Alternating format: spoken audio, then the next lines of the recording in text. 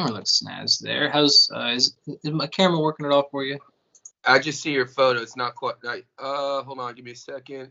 It just went to. Yep, it looks good. Am I super silhouetted out there? No, yeah, I see you good.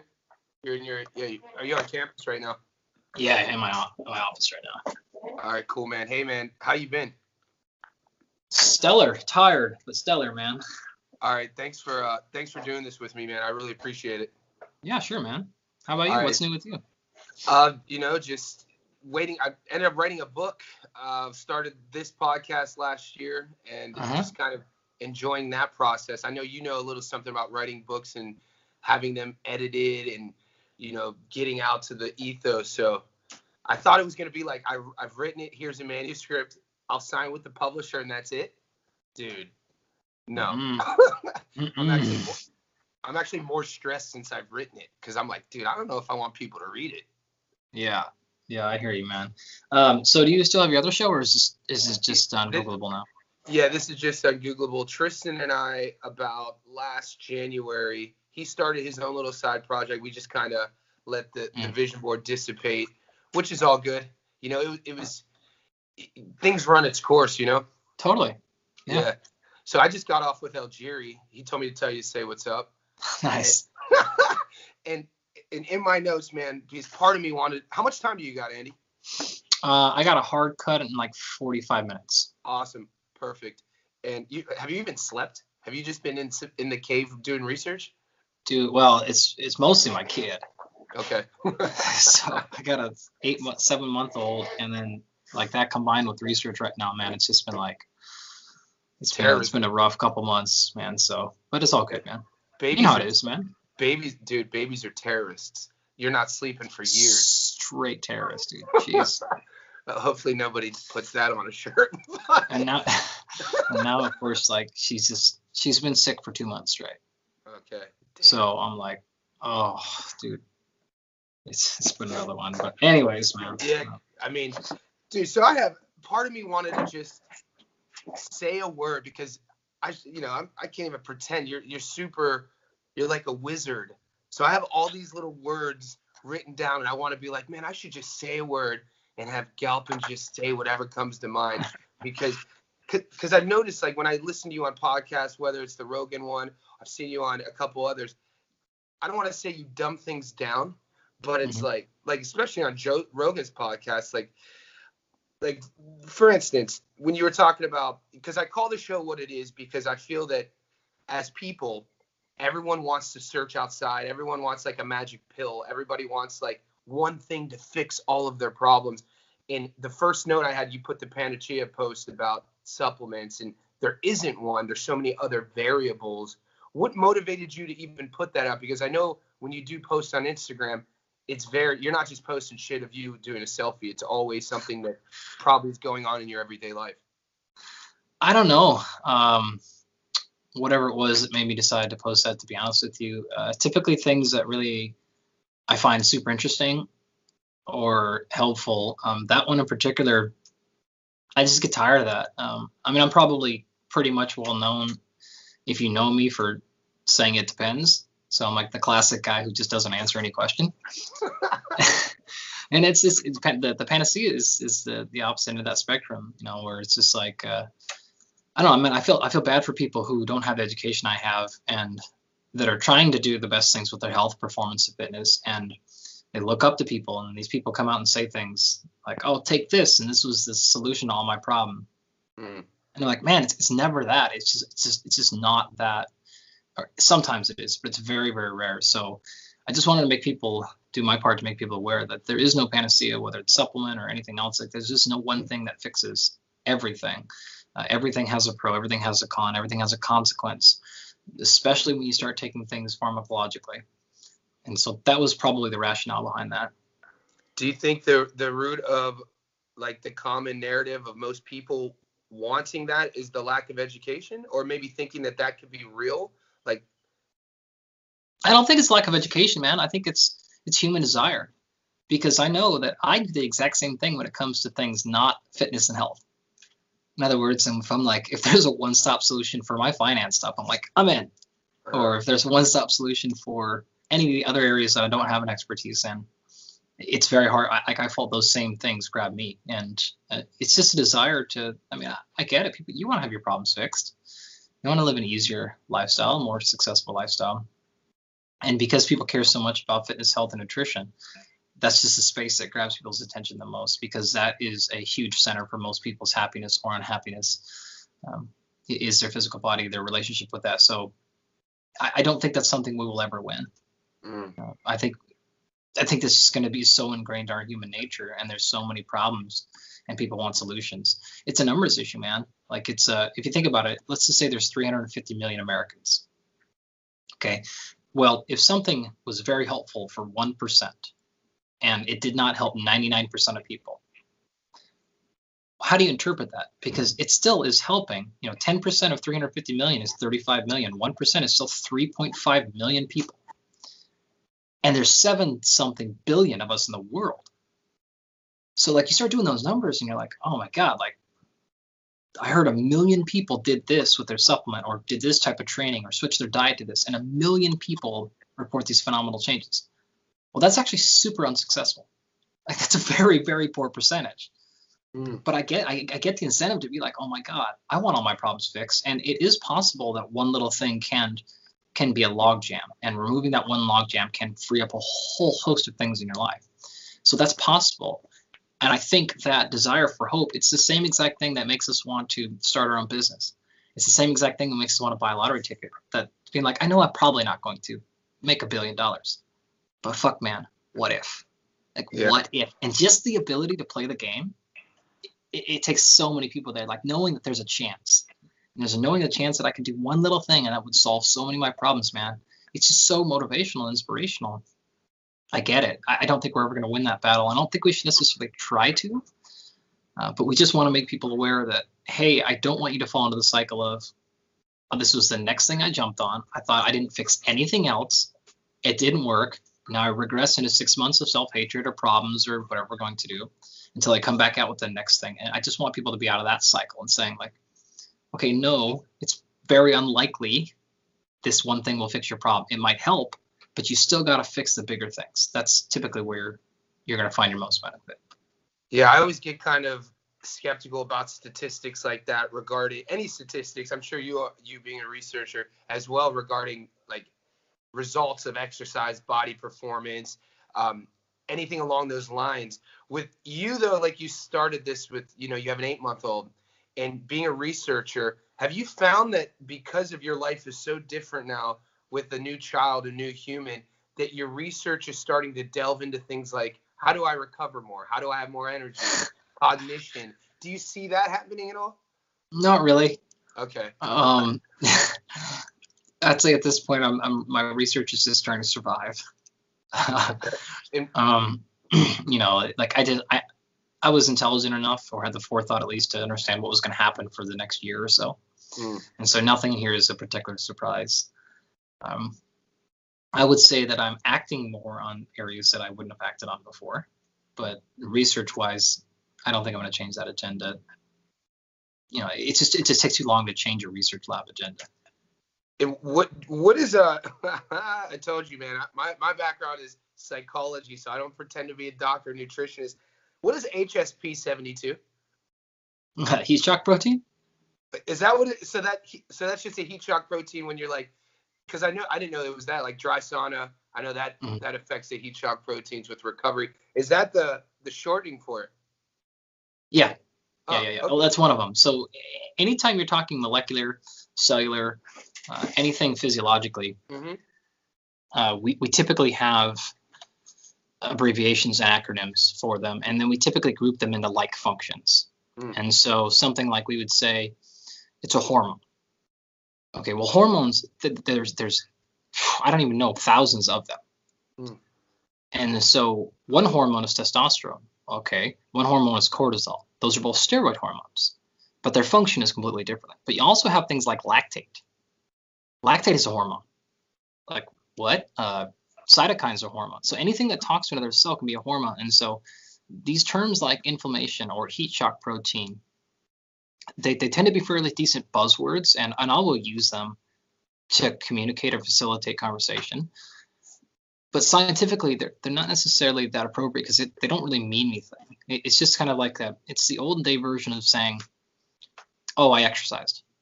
Okay, well, if you don't know anything about exercise, you could say, okay, there's cardio and there's strength training, right? Well, if you're a Johnny and you're 30 years into this exercise thing, like that there's 1,000 different variations of that and not all the same. There's huge difference. Okay, well, so the question is like, well, do you really care or not, or should I just say it was exercise? So heat shock protein is the same thing. There's a bunch of them. That one I listed is one of them in particular. But the other mistake people make is they don't just do one thing. So again, we call it heat shock protein in this particular example because the way that it was discovered was it was responsive to heat, but it is responsive to 1,000 things, and it does 1,000 different things. Genes and molecules don't have singular functions, which is another common and massive mistake people make. Is the only job of heat shock protein is not to respond to heat. That just happens to be the way it was discovered. It does, and it responds to probably limitless other things. We don't even know half the things it responds to. Hormones are the same way. Inflammation is the same way. Oxidative stress is the same way. These terms don't really mean anything per se. They just kind of help us categorize physiological phenomena that we just want a quick word for, so we give them one blanket term. Yeah, we think that it's like I think it's our general population, base level people like myself. It's our way to individualize or kind of understand something that we really don't understand. And then the marketing, though, honey dicks the population as well. Yeah. Because the inflammation thing, man, correct me if I'm wrong. Like you hear it a lot with like these either people preaching supplements or reduce inflammation. And then you hear S&C coaches or athletes talking about inflammation is good because it's a cog in the wheel. It's part of a process in terms of, hashtag gains, that sort of thing. Is that when you hear words like that, is there a frustration? Is it a teacher in you that wants to educate people? Yes and no. I typically try to take it with a grain of salt because, I'm always teasing like, well, is it for the betterment? Am I going to ruin somebody's motivation with information? I don't always want to do that. And so if my dad is talking to me about, hey, I just found out that eating McDonald's every night really increases inflammation, I should stop doing that. Yes, like my answer is going to be, it's exactly right, Dad. Stop eating McDonald's every night. I don't need to kill his motivation by giving him extra information about what inflammation is, how it really works. It's what we'll also oftentimes call, it's a logical fallacy, but it's called the fallacy of saying like, just because you prove or disprove the rationale for something, if you will, it doesn't necessarily prove or disprove the contention itself. I Thursday afternoon, so it's currently Saturday morning here in Sydney, but on Thursday I had a first meeting with a new client. It was just a coffee. He's a CEO of a big bank and he's 48, and he's telling me, he's like, Johnny, are you sure you want to help me? So the guy, torn cartilage in both knees, he's had neck issues, slight tears in both shoulders, L4, L5, S1, herniated disc, and he's given himself tennis elbow in both elbows, and I all the other aforementioned injuries are from skiing. He lives a pretty high intense corporate job, has money, that sort of thing. But the elbows, he gave himself tennis elbow because the only thing he said he could do is bicep curl in the gym. And I start thinking to myself, and I'm writing in my notes, and I'm like, man, this guy is successful in all areas. Probably has a hot wife, good-looking dude, makes a lot of money. And his deductive reasoning was because he has these injuries is to do bicep curls. So it just had blown away. This is loaded now. I'm thinking, holy shit, I have a high task because I not only have to unravel that onion of miseducation and misinformation, and I also have to be prepared to not get this guy injured. I need to have him pain-free. How many of those people have you run across? Probably a lot. I mean, is this Men's Health's fault? Like, is this like the Joe Weider supplements fault? Like, because this is a big problem. Yeah, you could say that, man. It's part of the culture. It's like it's the lexicon of how we do things in strength conditioning and fitness, man. Tough to get there. A little bit of information maybe is not helpful there. Yeah. Would you would have been better if you didn't know anything, Yeah. like, I know you deal with a lot of high level, top of the food chain sort of athletes. You probably don't get a lot of, do you get many broken people that come to you with those sort of injuries? Do you have much experience there? I do, and I don't work with them. Okay. for legal reasons or just for? No, man, like I have a science lab to run. Like I don't train people. I don't work with people individually like that. The only athletes I work with are typically very unique, special cases. So I'm fortunate enough to be able to say no most of the time, even to athletes. So most athletes that reach out, I still say no, like go see this guy or go see this girl, go work with this person. So certainly people like that, I'm not interested. They need somebody like you who can spend a lot of time with them. Like that, I don't have that kind of time to do those things. Now I have worked with several athletes that are just complete train wrecks physically, but that's a little bit different case. They have the ability to step away and kind of focus full time on their health, where this guy probably doesn't. So your lab, is that strictly, talk about inside there? I know you every now and then you'll post a picture. I know one of your friends, students, call her what you want, was on that the Rocks, was it Titan? Oh yeah. Yeah, Titan Games. Kara, my grad student. Yeah, but you just put like these very, like one photo of like her. What's happening in that damn lab? What is your intentions of that damn lab? That lab, and is that your kind of like first child? Yeah, I mean we're pretty fortunate here at the Center for Sport Performance is a name. Fullerton, right? Cal St Fullerton. Yeah, that's where I went. Yeah, man, you stomped around Orange County for a while, right? Dude, man, it was good times. 2006, 2007. It's not a bad place to be if you're a young buck. Yeah, for sure. No, I mean we have a whole bunch of laboratories inside of our lab, and we study and disseminate research that enhances performance. And so that's our goal, and I take that as wide-ranging as it's intended to be. So I will do anything, I will allow anything to go on in the entire center that I think has some possible range of helping human performance. So we do research. We work with athletes a little bit, but that's a small part of what we do relative to the research side of it. So my job is to keep that damn thing running, be the PR guy, be the public relations dude, be the dude doing these damn shows and talking to people. Because if you, I think I said the word, but in case I didn't, I mean, the mission of the Center for Sport Performance is to conduct and disseminate research. And so that doesn't mean just writing peer-reviewed research. That to me is not dissemination. That's typically what it means in academia. To disseminate research is to speak at conferences and to publish research. And that's certainly a big part of what we do. But you want to disseminate it to the actual practitioners. That's where I step in. And so that's why I'm in men's health. That's why I'm writing these blog things. So I'm having podcasts. I'm doing these things. I'm on Joe Rogan. I'm on all this other stuff. Is because I'm trying to take what we get done in our laboratory and the concepts, either specifically the research, the studies we do, or just the things we're learning conceptually at a bigger picture about all things human performance, and try to make sure that stuff is getting out there to promote the most efficacious evidence-based approach to training, health, performance, whatever it happens to be, because what we do in sport translates to life. So when we figure out how to recover better, when we figure out what's a better training modality, this trickles down to the population, and people can train more efficiently, more effectively, save time, be healthier, be more successful. So it's important that we study these things from a bunch of levels. So that's kind of what our lab does, man. Our labs, our center. You do a lot of shows and you get asked a lot of questions online, and I mean hours and hours of podcasting. What are you tired of talking about? A lot, man. Yeah, because I don't know anything. I don't know anything about anything, but I know that you're probably super tired of explaining things in great detail because you're so educated and well versed on these things. So I want you to share what, teach me or teach the people listening to this podcast, maybe something that that inspires you right now with your research. What's something that maybe that you're not getting asked, that you're like, man, how do people not know about this? Or this is super really important for people's overall performance? I don't know if I have a good answer for you. Maybe. I know no one's ever asked me that question before, which is, what are you tired of talking about? This is why I laugh, because I'm like, if I'm being honest, like really honest with Johnny, like I am just tired of talking.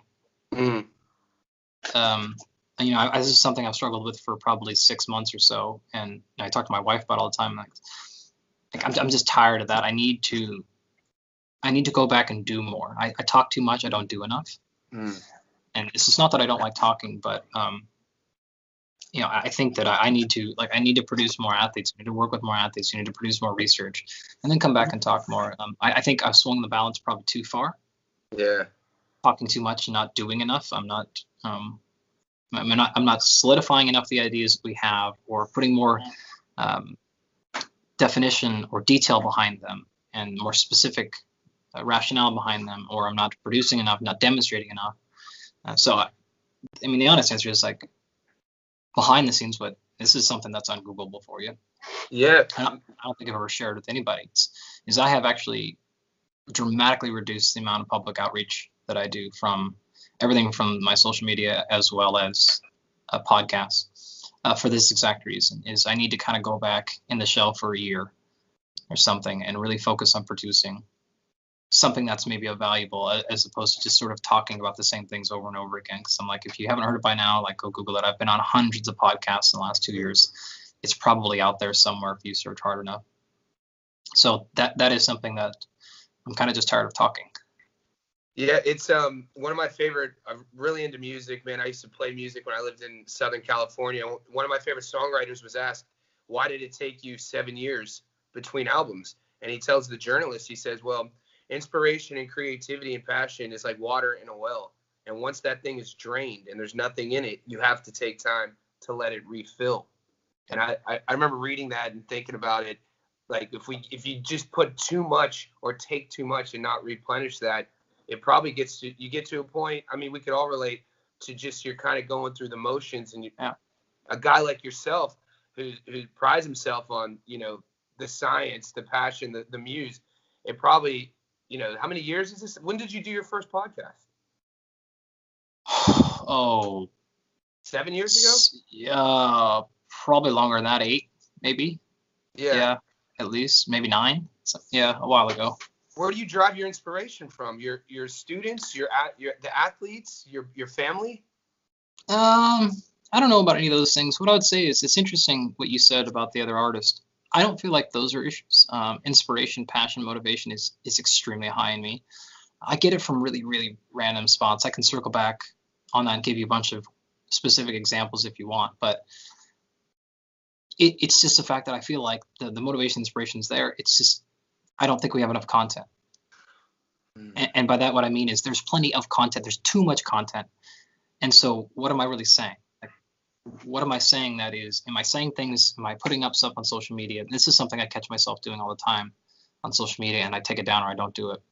I'm better at it now, but I don't like putting out content if it's like, okay, you're just saying this because you think it's new. Like, you're saying this to be innovative because you want to be in the fronting edge. Like, you're just saying this to catch attention, but, like, is this really helpful?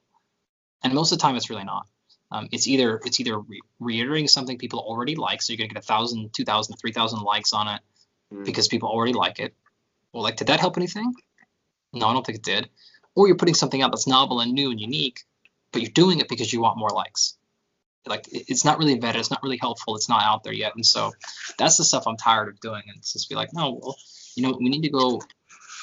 If I don't have anything unique to say, maybe it doesn't need to be out there. We don't need any more content. But I also, at the same time, I don't want to just do things that are unique so that I can be unique. That is a terrible, terrible thing. That is what is massively wrong with the field. I won't mention any names, but these are people who have major followings in the fitness space. And I'm like, I know that you did this for 2 weeks, wrote a blog about it, put it up, but then you've never done it again. Like, this is not a real thing. You did this to be the next sensational guy, to be the next sensational girl, to the next hype thing. Like, you're a bullshit artist. You are a fucking, like, that shit drives me nuts. Man. Yeah. So things like that, I'm like, no, man, like, if I find something that I think is helpful or educational or inspirational, I'll do it. But other than that, like, I'm just gonna, like, I've got one thing that are a whole series of things I'll be doing here pretty soon that I think I'm like, okay, this is something that people haven't really been anticipating. It's not new. It's just that a lot of people aren't aware of. So things like that I'll put up and do. But Like, I'm not going to be the guy who's just like searching, has RSS feeds for everything, and has just like key terms ready to go. And as soon as they come out, I can fire this up because I want to be the first post on Instagram about this thing. I fucking hate trends, dude. You're like trends. It drives me insane. Like, people who chase trends just for what you're saying. Yeah. And you know what's happening now too, man, that drives me insane is the fact that it went from people giving shit advice and shit research and just regurgitating guys like yourself's information to now people who are calling other people out, like vice signaling and bashing people for giving bad. And now those are the people with huge followings, and it's become cool to not create. Because nobody, when you have like the PhD acronym, or if you're a chiro and you call yourself a doctor, you're setting yourself as a position of an expert in that space. And and now the general pop, the uneducated people, are just equating value to either a tick, likes, shares, and nobody is diving deeper. And it's an issue. There's consequences. Somebody wrote in a book I read a while back, there was a quote that said there are no free lunches. And he was talking, I think it might have been Tim Ferriss. He was talking about human optimization and our attachment with wanting to take a magic pill and wanting to have, once again, panacea, wanting to have that quick fix. There's going to be consequences. And culturally, with the duty of social media, or people I don't think realize with a huge following, that there is sort of standards that maybe you should govern upon. Yeah, I get really irritated when people. Yeah, I get irritated when people put things up or talk about things, and like you haven't really. So research is one area of credibility, right? But that's not the only thing. So if you came to me and said, "Hey, look, I have this new piece of advice, I think you should eat an apple every day." Like, okay, great, fine. And I have done it with the last 2,000 of my clients for the last 2 years. I've tracked it. We've made these things out. And I'm really pretty happy. I'm really convinced that eating an apple every day is a really helpful thing. Actually, not only do I not hate that, I love that stuff. Fantastic. This is good. We all learn. We get better. I just hate it when you're like, oh my God, you should all have an apple a day. Why? Because I've been doing it the last 10 days. I feel great. Like, what? Or I did it with 3 clients last month.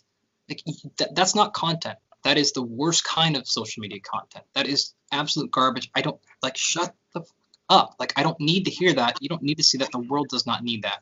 What we need are things. I love it when people put things out like, hey, I have been doing this for this big number, not my 30 clients the last 2 years. Like, I trained 25 clients online. That means nothing to me. Like, it's absolutely nothing. Like, that's not content you need to create. You need to shut up, pull off your program for 3 years, then come back and show the world. Then I'm going to be like, oh, impressive. Okay, this thing really worked. But it's people wanting to put the thing out there. You're like, I've been loving this exercise lately. Well, you did it 3 times, and now you've been loving it? Like, that's not good content. What happens when you do it the 4th time, and all of a sudden you tweak your back because by doing it? Now you hate it. Like, this is stupid. So, like, if you look back, examples I give is, like, look back at Kelly Starrett, look at Brad Schoenfeld, look at Brad Contreras, look at Eric Cressy. Pick your name, right? These dudes did not get famous by doing one exercise 3 times and then throwing it up. Like, these dudes would experiment for years at a time, collect tremendous amounts of numbers of people, put together papers on T Nation that were 4,000 words and had 38 references and had 6 videos attached to it, and just everything that they had created and they had implemented for 6 months and 400 clients, tracked the results, found it to be effective, and then they would post up the content. And that's why those dudes were all famous way before. Even Brad Contreras, man, he was famous before Instagram was ever live. He just happens to have a business that's literally perfect for Instagram. It's like the most perfect business ever for social media. But like, that's not how he got famous, right? He would have maybe got the same amount of followers, but he wouldn't have got the industry support without the stuff he did before. So like, to me, that's the type of content that needs. That's what I'm saying. Like, you need to do the thing first. And not doing it for a 6-week cycle doesn't count. Not doing it with 20 of your online clients over a year. Like, that isn't doing it. You got to show me real success over real time. And that's how you get people like my attention, if you care about my attention, or anybody else's. Like, that's the type of content I want to see, where I'm like, oh, this is good. So like, that's what I'm saying when I'm like, I'm kind of tired of talking, because I feel like I do that same thing too sometimes. Or I'm like, Yeah. okay, like, you asked me about this and this was effective for this one athlete, but really all this time I'm spending on podcasts, I should pick up 2 or 3 more athletes, or I should pick up this. We should do another 2 or 3 studies. And like, then I think we'll have something to talk about. And I can say, hey, we are seeing changes here, or whatever. We're not saying this was effective, it wasn't effective. But for now, like, we're just pissing in the wind trying to get another Instagram post up so we have a post up every day. Like, this isn't really helpful. Man, there's a lot of variables and a lot of people or ideas to blame for that. But one of my favorite reasons, and I tell my buddies down here, one of my favorite reasons that I follow you is, now don't get offended, I'm just being real with you. I know how smart you are, and I know the research, and I know your credibility, but it's actually when you post to read all the other dudes I know commenting and seeing who you really are, because you're a funny dude, man. I'm like, how is this guy not? He should be doing fucking stand up. Like, this dude's hilarious. Like, you do a post and it's about maybe like supplementation, and then you got Faruja commenting about like, yeah, does Metallica work? Things like that. And that's where I think there's gold, because you get to see a guy that is doing the work, that has done the work, that has a credibility, and you don't just stay with it. How do I say it? You're multifaceted, and you are just a normal dude. But to get your respect, like you have of your colleagues, it's kind of like this weird dichotomy. You're not going to get that following, I guess what we're saying, by the stupid people. And there's a lot more, no offense, by the general pop. There's a lot more gen pop than there are Jay Farujas. Yeah. Well, I mean, it depends on what your goal is. I'm not even remotely close to an expert in social media. I don't run a business. I don't, I have a book or something you can buy, but I don't have a clue about how to we're all buy just social winging it, media. Andy. Nobody has a clue. Yeah, but more importantly, what I can tell you is, like, for people like me, in my experiences, I don't care if I have 50,000 Instagram followers or 5,000, 500,000, because I know people that have 500,000 and they can't get a job. I mean, my buddy PJ Nestler, he's a great guy. You should have him on if you haven't had him on. He's man, we're in contact. He's the guy down in, is he Hawaii? No, he's here down in Orange County, actually. He runs XPT. XPT. Yeah. I think Phil White initially CC'd me in an email. I got to get back to him. All right. Yeah, PJ is great. But he had this girl that used to work at the front desk for him, because he worked at a strength conditioning facility here in Orange County. And I mean, the girl had like 500,000 Instagram followers, and she's working the front desk, like at his gym. Why? Because like 80% of her followers were in Mexico City or in Brazil, and like 95% men. And so she would try to like sell her training programs and stuff. She's like, what 38-year-old dude in Mexico City is buying a 6-week booty training program from a 22-year-old girl? Like, this wasn't happening, right? Those programs, man. My point being, though, like, those things don't matter. What you should be striving for is quality of your people. So, like, to me, I don't get excited if I see, no offense, but like, I don't get excited if a random person follows me. I don't care if they have 100,000 followers or 100 followers. It doesn't matter. But I get excited if I'm like, dang, dude, Joe House just followed me. Like, fucking Joe, Big House Ken, Joe Ken, just strength conditioning coach of the year in the NFL, just followed me. He's got 100 followers. But I'm like, dang, I've caught his respect. Like, Ed Cohen followed me, and I was like, oh my God. Like, my heart just stopped. The greatest powerlifter of all time. I had no followers. So it's not like it's like athletes, but it's industry people. Like, when Jay Faruja followed me, I'm like, oh shit, like, okay, fantastic. Like, this dude wants to reach out. So that's what you should be going for. If you catch the attention of people who are credible, the people you're aspiring to be, like, that's what you should be after, not just numbers, not just trying to, like, dude, you and I could play a game right now. I don't know how many followers you got, 60,000 probably or something. I know a ton. But we could do games right now where I could get you to 100,000 easy. And I could go up 100,000. Like, I know the tricks. We know we could find them. I know what topics to put up there. I know what areas to go into. We know what types of posts can get you 100,000 followers. But that doesn't really help you. It doesn't help you with sales. It doesn't help you with business. Like, it doesn't help you grow in the industry, because it doesn't help you learn. No, it doesn't help you learn. It doesn't help you, like, get opportunities, because I'm like, I don't care if that dude has 100,000 followers. Yeah. I don't know any of his followers. Nobody that I know that's credible follows him. Yeah. Or if I see a dude with 3,000 followers, but I see 30 people follow him that I really respect, and I'm like, oh, I'm gonna follow that dude. Like, like I'm gonna follow that girl because she seems to have support of people in the community. That's the person I want to go after, right? I don't care if you've been on Joe Rogan. I don't care if you've been like, in men's fitness top 15 people to follow, or like that shit doesn't matter to me. What matters is like, oh my God, Are somebody you in doing industry it? that's, Yeah. yeah, it's like posted about you. Like, okay, now I'm impressed. Yeah, my buddy Kelly, I grew up with Pavlik, and he doesn't even Oh have yeah, yeah. he doesn't even have an Instagram. I loved it. He was on Rogan, and Rogan's trying to tag him in a photo, and the comments were like, "Oh, the ghost doesn't have an Instagram." Yeah, That's exactly, partially man. because that's probably because we're from Youngstown. We're a little bit. It's still the 1980s there. Yeah, you But guys are Andy, off, man. you said something when you were talking to Rogan, and this guy loves keto. And it's not about keto though. It's something you said in response to one of your athletes who were seeing results, and you were outlining the factors of why she started getting results leading up to her performance. And one of those things you said was psychology. You said she believed in herself, or that she believed she was getting healthier. And Joe's reaction was kind of wasn't expecting it. And when I heard you say it, my reaction, I wasn't expecting it, but for separate reasons for Joe, because the psychology component of performance in the last 20 years, that's really kind of blown up a bit. And hearing a guy like yourself, because you can't measure psychology literally, you can measure performance. Is this something that you feel is going to be a bigger kind of component of overall human performance, understanding that each person kind of reacts differently to certain things and how to intertwine that with how they feel? Well, yeah, I mean, I'm fortunate here in the Center for Sport Performance, man. We have two of the best sports psychologists in the world. And we had one, Andrea Becker, who just recently left. So we had three. And then Ken Revisa, who just recently passed away, is widely renowned as one of the godfathers of sports psychology, especially in baseball. That's where I went. That's exactly what I majored in. So, I mean, you know Ken then. He's fantastic. I lean on those folks a lot. I send as many of my athletes as I can to work with those individuals.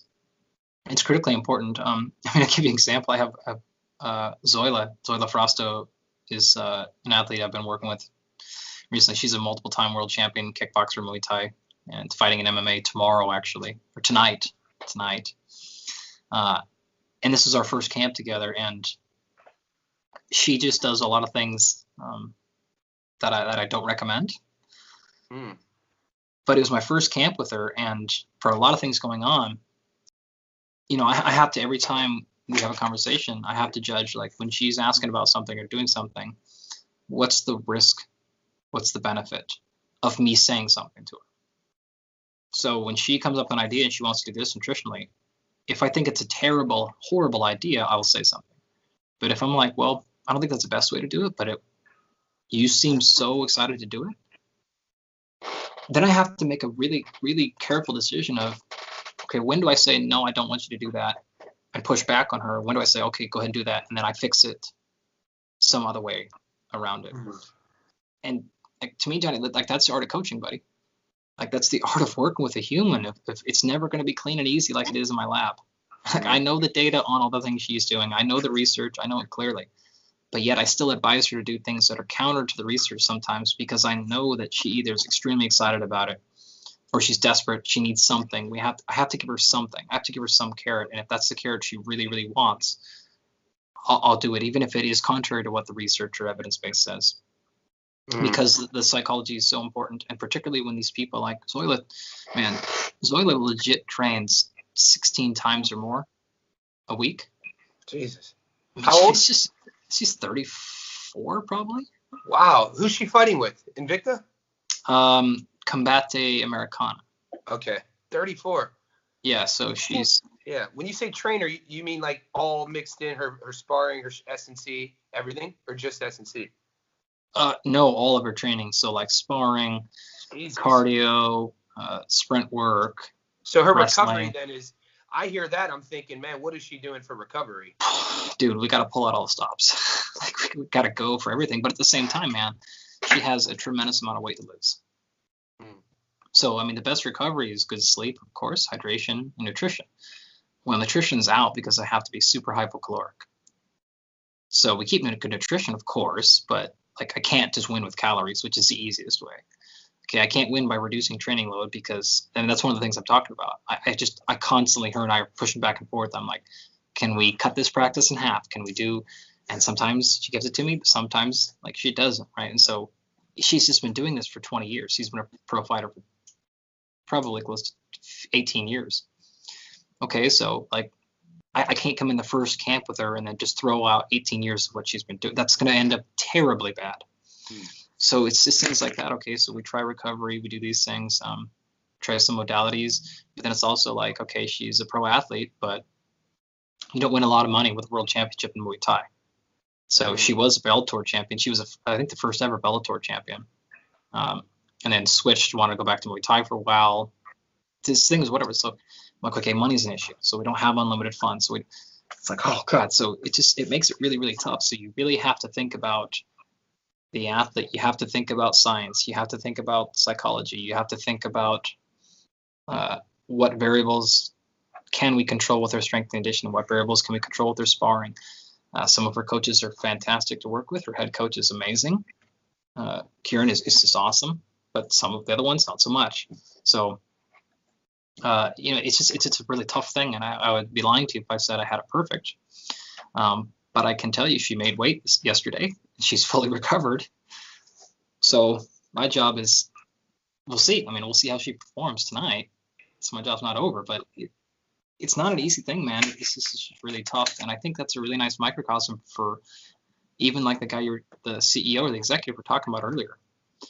Every one of us probably have multiple things. And look, I know what's optimal. I could give you a plan to give you perfect hydration, nutrition, recovery, blah, blah, blah. But none of us are in the circumstance. Her stress is 18 training sessions a week. His stress is 70 hours of really tough decisions. Same thing, right? He has some negotiables that you can move. He has some that you can't. Same with her. She has to lose 30 pounds. He needs to lose 30 pounds. Like whatever it happens to be, right? Like it's eerily very similar. And so the challenges that a professional athlete goes through and the challenges that even, a non-professional athlete go through, it's still a complicated thing, man. So we live these little fairly simple but yet kind of complicated lives. Dr. Andy Galpin, man, thank you for doing this with me. Thank you for sharing space. I really appreciate it, bro. And go get some rest, man. And can't, buddy. I got a whole day of meetings. I know. I hope that your Instagram grows to millions. But then again, another side of me hopes that nobody, you disappear and then find that what we were talking about earlier, because the industry needs more guys like you, man. So I say thank you. I appreciate it, man. And here's what I can tell you. It's a daily battle for me whether I keep that account or not. Like it's touch and go every day. Some days I want to just throw up the Marshawn Lynch and just walk. Yeah, you put it on hide for a while, but I'm sure there'll be a time where, you got to think about all the guys like myself who could learn from you. So we appreciate you keeping it. I appreciate talking. It's always good to talk to you, man. All right, brother. Off the record, man. Thanks for doing that, man. I know your schedule is super crammed. I'll send you. It'll be out in a week. And thanks for opening up too, man. I didn't know. I knew I didn't want to go down the road. I've listened to you a lot. I didn't want to go down that regular road, and where we took a turn at, it was cool, man. I didn't expect that, but I say thank you. No, man, I appreciate it. I was actually, one of the many reasons I was excited to talk to you is I just really love the format and the whole concept of the show too. And Thanks, I was hoping, I was like, please, let's do something besides. Yeah. Like, please, come on, man. This is the point of the show. Yeah.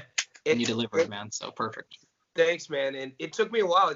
You're actually episode 152, but because Tristan and I had you on the vision board, and I'm a coach. He wasn't really a coach, and it took me a while to reach out to you again because I wanted to create I was waiting to form my own sort of following first before I started bringing the S&C and the expert doctors back on.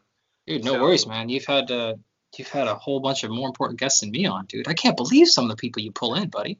Dude, and so what on the reverse side, I do a lot of these from like, it's weird. The podcasts that ask me to come on are like personal development, but like almost this weird startup entrepreneurial thing. Yeah. And all they ever ask is, how did you get so-and-so on? And how did you get so-and-so on? And I'm just like, I asked. Yeah. which is like, what the fuck? just fucking ask, man. Like crazy. And you know what, Andy? Being an American, people get honey dicked by Australia. So when I'm messaging people who are American in my pitches, I'm a show based in Sydney. I think it psychologically does something too. It's not me. Dude, I'm Googling right now. I can't remember this dude's name. Hold on. Yep. Let me get this. You might know this story. Oh my God, I can see his face right now. Hold on. Give me a second. I got nowhere to go. I'm all yours. Let me know.